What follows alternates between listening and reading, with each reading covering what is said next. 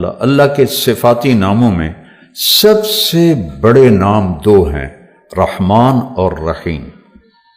سارے ہی بڑے ہیں لیکن ان میں سب سے بڑے یہ دو نام ہیں، الرحمن الرحیم۔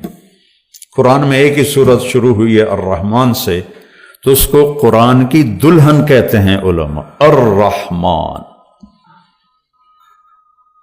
تو اللہ نے بسم اللہ الرحمن الرحیم، الحمدللہ رب العالمین، الرحمن الرحیم، ہمیں تسلی دینے کے لیے کہ میں رحمان و رحیم ہوں۔ چونکہ قرآن قانون بتائے گا، زندگی کا طریقہ بتائے گا، تو مجھے یاد کرنا میں رحمان و رحیم ہوں، کوئی سخت بات نہیں ہوگی۔ لا یکلف اللہ نفسا الا وسعہا، کوئی ایسی بات نہیں کہوں گا جو تم نہ کر سکو۔ ہاں نفس بگڑ جائے تو وہ تو اور بات، وہ اللہ کا انکار کر دیتے۔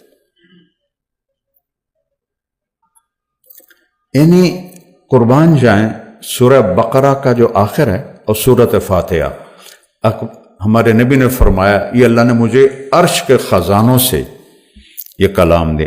اس کو جبریل لے کر نہیں آیا، جبریل آئے ساتھ ایک فرشتہ آیا اسپیشل یہ دو کلام لے کر، للہ ما فی السماوات سے لے کر فانصرنا علی القوم الکافرین اور سورۃ فاتحہ۔